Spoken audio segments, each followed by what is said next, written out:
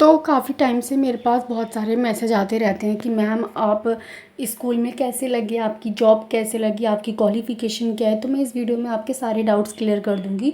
तो मैंने डीएड करा है एचआई में, और उसके बाद मैंने सेकंड ईयर में सीटेट का एग्ज़ाम दिया था, वो मेरा क्वालीफाई हो गया था। तो मेरी फ़ील्ड तो वैसे मतलब एचआई में है, बट मुझे कभी ऐसे बच्चों के साथ काम करने का मौका ही नहीं मिला। हाँ, कॉलेज के साइड से मेरी इंटर्नशिप हुई थी, बट उसमें भी अगर आपको साइन लैंग्वेज नहीं आती, इसमें या तो मेन तो यही है या तो आपको साइन लैंग्वेज आती हो। पर हमारे कॉलेज में हमें साइन लैंग्वेज सिखाई ही नहीं, थोड़ा बहुत बेसिक सिखाया था, और वो भी सिर्फ इंटर्नशिप के लिए, जब हम लोग इंटर्नशिप पे जाने वाले थे। उससे पहले हमारी कोई क्लास नहीं लगी थी, तो मेरे को साइन लैंग्वेज नहीं आती, थोड़ा बहुत बेसिक ही आता है। तो फिर जब मेरा कॉलेज चल रहा था सेकंड ईयर, तो मैंने क्या करा था, हम मेरी कॉलेज के मतलब थोड़े से आगे जाके साइड में एक सेंटर था। तो वहाँ पे हर तरह के बच्चे आते थे, ऑटिज़म हो, एसएलडी के, मतलब जितने भी स्पेशल बच्चे होते हैं सारे आते थे। तो मैंने सोचा कि मैं यहाँ पे क्यों ना एक्सपीरियंस ले लूँ, क्योंकि एचआई फील्ड में अगर मैं हूँ, मेरे को साइन लैंग्वेज नहीं आती तो आगे चल के मेरे लिए प्रॉब्लम होगी। तो मेरे को बाकी चीज़ें तो आनी चाहिए। तो मैंने उनसे रिक्वेस्ट करी थी, अप्लाई करा था कि सर मुझे यहाँ पे इंटर्नशिप करना है, आप मेरे को पे मत करना, पर मैं यहाँ पे अभी सीखने आ जाती हूँ कैसे काम करते हैं, क्योंकि रियल लाइफ एक्सपीरियंस ही आपको आगे ले जाता है। आप बुक्स में कितना भी पढ़ लो, बट अगर आपके पास एक्सपीरियंस नहीं है, आपने कभी वो चीज़ ऑब्ज़र्व नहीं करी है, उनको पढ़ाते कैसे हैं, तो आप फिर उस चीज़ को नहीं कर सकते हो। भले ही आप क्लास में बहुत अच्छे हो, आपने बहुत अच्छे से करा हो, सारी चीज़ें पढ़ा हो, थ्योरी आपकी कितनी भी अच्छी हो, बट प्रैक्टिकल बहुत ही ज़्यादा इंपॉर्टेंट होता है।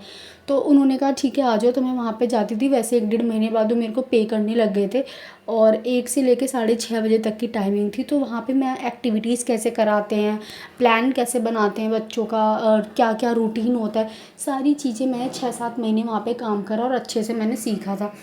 उसके बाद जब मेरा कॉलेज ख़त्म हो गया, तो एक वैकेंसी आई हुई थी स्कूल में एज ए स्पेशल एजुकेटर की। तो वहाँ पे उनको बस ये चाहिए था कि उनको थोड़ा बहुत भी एक्सपीरियंस हो जो स्पेशल एजुकेटर आ रहा है, क्योंकि एसएलडी और ऑटिज़म के बच्चों को पढ़ाना है वहाँ पे जाके। तो उन्होंने, मैं वहाँ पे ना इंटरव्यू देने गई थी। वैसे मुझे ना न्यूज़पेपर से पता चला था, और कुछ टाइम बाद ना फिर आशीष सर है इंस्टाग्राम पे, वो वैकेंसीज़ वगैरह के बारे में बताते रहते, तो उन्होंने भी डाला। पहले तो मुझे लग रहा था फेक है, बट फिर सर ने डाला ना तो मुझे कंफर्म हो गया। तो मैं वहाँ पे इंटरव्यू देने चली गई थी, और मैंने वहाँ पे, जब मैं इंटरव्यू देने गई थी, तो वहाँ पे 6-7 लोग बैठे थे। तो उन्होंने मेरे से मतलब एक ऑटिज़म बच्चे को लेके आए थे। उन्होंने कहा था कि इसको आप एक एक्टिविटी करा के दिखाओ। पहले तो उन्होंने मेरे को यही कहा था कि मतलब थ्योरी वगैरह पूछी थी नॉर्मल, एसएलडी क्या होता है, ऑटिज़म क्या होता है, और इनको कैसे कैसे पढ़ाते हैं, तो ये सब मैंने बता दिया। तो उस स्कूल में स्पेशल बच्चे थे, तो वो लेके आए थे। उन्होंने कहा कि आप ना इसको एक एक्टिविटी करा के दिखाओ, आप कैसे हैंडल करोगे। तो मैंने उसको बहुत ही सिंपल सी एक्टिविटी कराई थी। तो उस टाइम तो उनका कोई भी रिस्पॉन्स नहीं था। उन्होंने कहा ओके ठीक है। फिर उन्होंने कहा हम आपको बाद में बता देंगे अगर हो जाएगा तो। फिर उसके बाद मैं आ गई। तो करीबन 1 डेढ़ महीने बाद मैंने सोचा था मैं कोई और स्कूल ज्वाइन कर लेती हूँ, मैसेज तो आया नहीं, क्या पता ना हुआ हो। तो 1 डेढ़ महीने बाद उनका मैसेज आया था, मेल आई थी मेरे पास कि ठीक है आप आ सकते हो।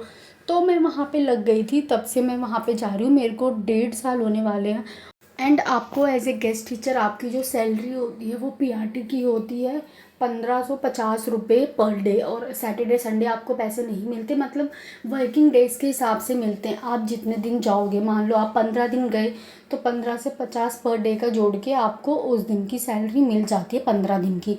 और छुट्टियों के कोई पैसे नहीं मिलते, एग्ज़ाम चल रहा होता है बीच में जो छुट्टियाँ पड़ती है उसके कोई पैसे नहीं मिलते। पर इस फील्ड में बहुत ही ज़्यादा काम है। अगर आप एज ए गेस्ट टीचर लगते हो किसी भी स्कूल में, चाहे वो एमसीडी हो चाहे वो केवीएस का हो, आपको बहुत ही ज़्यादा काम करना पड़ेगा। जहाँ तक मेरा एक्सपीरियंस है, मेरे को आईपी बनानी पड़ती है। मेरे पास 48 कुछ बच्चे हैं, मतलब मैं उनके सेशंस लेती हूँ, ऐसे नहीं है डेली डेली उनके सेशन लेने होते हैं, बट उनके थेरेपी कब होनी है उस सब का ध्यान आपको रखना पड़ेगा।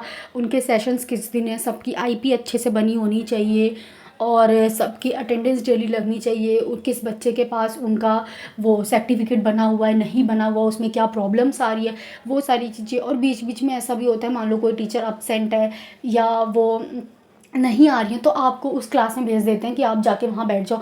तो मुझे ये चीज़ थोड़ी बेकार सी लगती है कि हमें क्यों भेज रहे हैं, मतलब पूरे दिन फिर आप उस टीचर की जगह बैठे हो, आपका सारा काम वहीं पे रुक जाता है। उसके बाद फिर उनको ये चाहिए कि आपका काम भी एकदम टाइम पे अच्छे से कंप्लीट हो। तो ऐसी चीज़ें हैं, बहुत ज़्यादा स्ट्रगल है इसके अंदर, आपको बहुत ही ज़्यादा पेपर वर्क इसमें बहुत ही ज़्यादा है, आप जितना सोच भी नहीं सकते उससे ज़्यादा है। तो मैंने थोड़ा बहुत ही बताया, इससे भी ज़्यादा है। बच्चे का एडमिशन कौन से बच्चे के लेना है, कौन से नहीं, उसके थेरेपी के डेज़ कहाँ लेके जाना है, ये सब आपको ही करना पड़ेगा एज ए स्पेशल एजुकेटर। अगर आप अकेले हो तो बहुत ही ज़्यादा मुश्किल होने वाली है, पर मेरे साथ 2-3 मैम और बैठती हैं तो हमारा काम हाफ हाफ डिवाइड हो जाता है। बट वही है कि सबको इक्वली ही काम मिलता है। तो पेपर वर्क की वजह से मुझे थोड़ा हार्ड लगता है। और ये स्कूल मेरे घर से काफ़ी दूर है, मैंने जैसे कि बताया कि मैं नॉर्थ की साइड रहती हूँ और ये स्कूल साउथ की साइड पड़ता है। तो मेरे को बहुत ही ज़्यादा दूर लगता है, मेरे को घर से बहुत ही जल्दी निकलना पड़ता है। और वैसे तो स्कूल 8 बजे का है, पहले तो 7:30 का था, पर 8 बजे का स्कूल है तो 8 से 1 टाइमिंग रहती है। मेरे को घर आते आके 3 3:30 बज जाते हैं आराम से। उसके बाद फिर मेरे को अपना भी पढ़ना होता है, और घर आके भी ऐसा नहीं है कि स्कूल का काम ख़त्म, पेपर वर्क है, अगले दिन बच्चे को क्या कराना है वो एक्टिविटी आपको प्लान करके लेके जानी पड़ती है। क्योंकि अगर कोई विजिट पे आ गया है, कोई देखने आ गया और आपने कुछ प्लान ही नहीं कर रखा तो उसके लिए भी आपको सुनना पड़ सकता है। तो बहुत सी चीज़ें हैं इसमें, बहुत सारी पेपर वर्क है, बहुत काम है, बच्चों को कैसे हैंडल करना है, सारी चीज़ें आपको देखनी पड़ेगी। तो थोड़ा सा हेडेक हो जाता है, पर ठीक है। मतलब मैं अब हमें इसी फील्ड में जाना है, आगे भी अगर हम स्कूल में लगेंगे तो इतना ही काम करना पड़ेगा। तो इट्स ओके, मेरे को एक्सपीरियंस भी मिल रहा है और ठीक है। So that's all for today and subscribe for more.